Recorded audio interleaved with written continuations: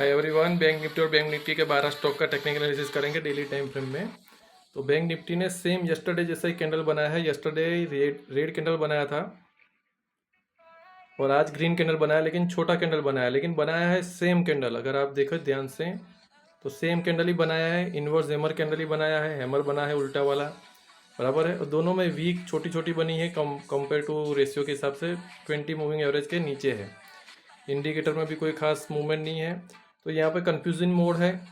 दूसरा, अगर देखने जाए तो जिसने ये पैटर्न का ब्रेकआउट दिया है नीचे की तरफ का, बराबर है, ये कंसोलिडेशन उसका नीचे की तरफ ब्रेकआउट आया। और दूसरा यहाँ तक आ सकता है 49,900 तक, वहाँ तक आया नहीं, यहाँ पे लो नहीं आया क्योंकि ये बड़ी ग्रीन कैंडल बन गई। तो यहाँ पे जिगजैग हो रहा है।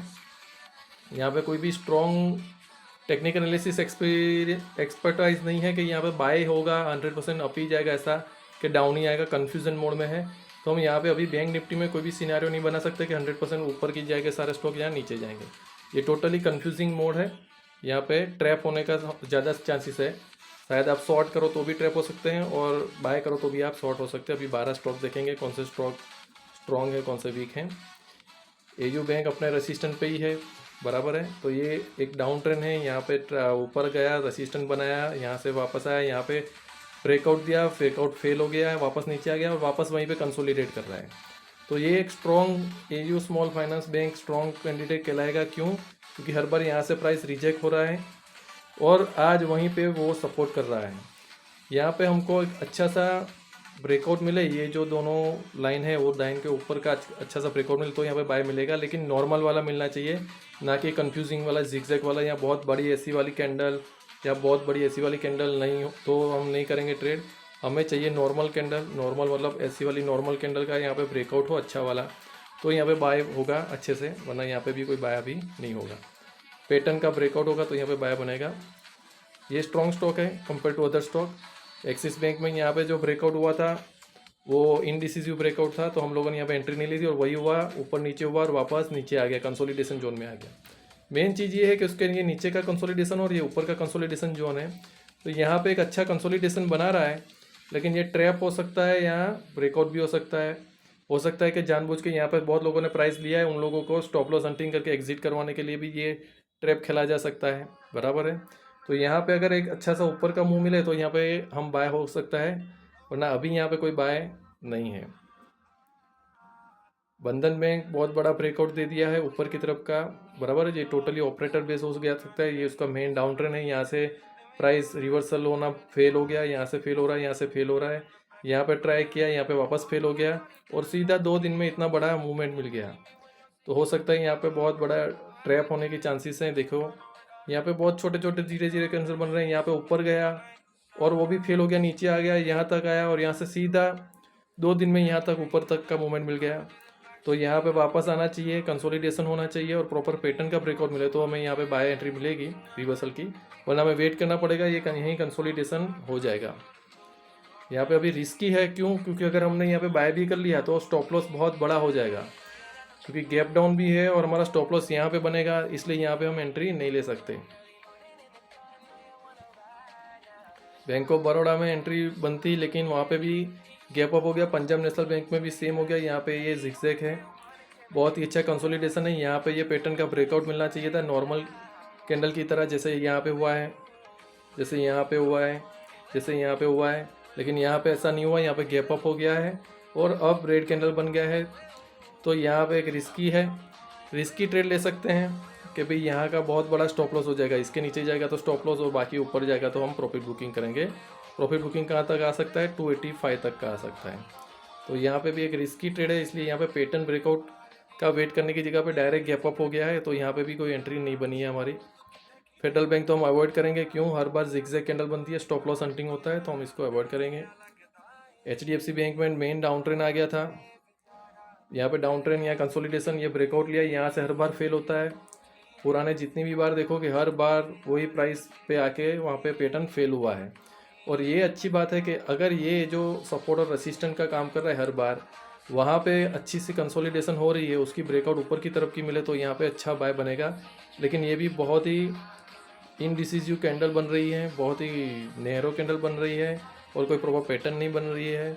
तो यहाँ पे भी एक बहुत रिस्की ट्रेड हो सकता है तो रिस्की ट्रेड हो सकता है, अगर आप लोगे तो रिस्की ट्रेड बनेगा, क्योंकि स्टॉप लॉस हो सकता है यहाँ पे स्टॉप लॉस हंटिंग के लिए वापस नीचे लेके आए और उसके बाद ऊपर लेके जाए, तो हमें यहाँ पे वेट करना पड़ेगा डायरेक्शन के लिए। HDFC बैंक एक अच्छा कैंडिडेट बन सकता है, AU स्मॉल फाइनेंस बैंक एक अच्छा कैंडिडेट बन सकता है, दो स्टॉक हमारे अच्छे हैं। ICICI बैंक अभी कोई पैटर्न नहीं बना रहा है, यहाँ पे ये पैटर्न हुआ था बराबर है, लेकिन यहाँ पे कंसोलिडेशन नहीं हुआ था ऐसा वाला, ये एक बार स्टॉप लॉस हो गया था यहाँ पे हमारा पहला पुराने वाला, तो यहाँ पे ही ये जिगजैग कैंडल बना रहा है, तो यहाँ पे क्लियर कट अप ट्रेंड नहीं है।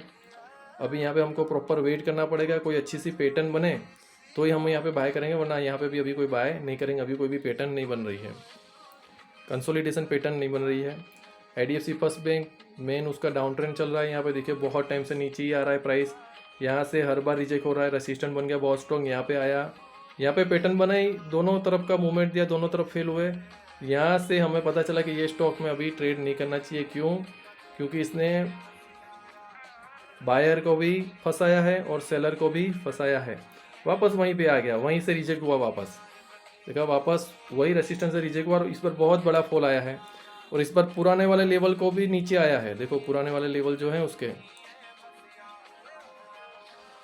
ये जो पुराने वाले लेवल हैं उसके,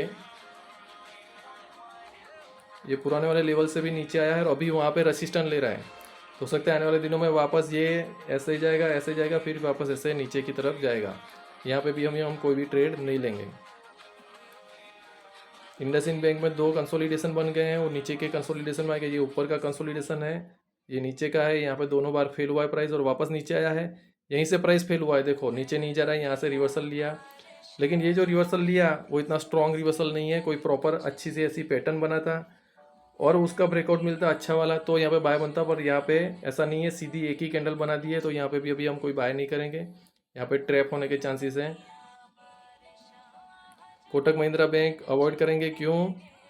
यस बैंक वाला पैटर्न बना है, यहाँ पे ट्रैप किया है सब बायरों को, हर बार स्टॉप लॉस हंटिंग होता है बराबर है, यहाँ पे इस बैंक को भी हम अवॉइड करेंगे।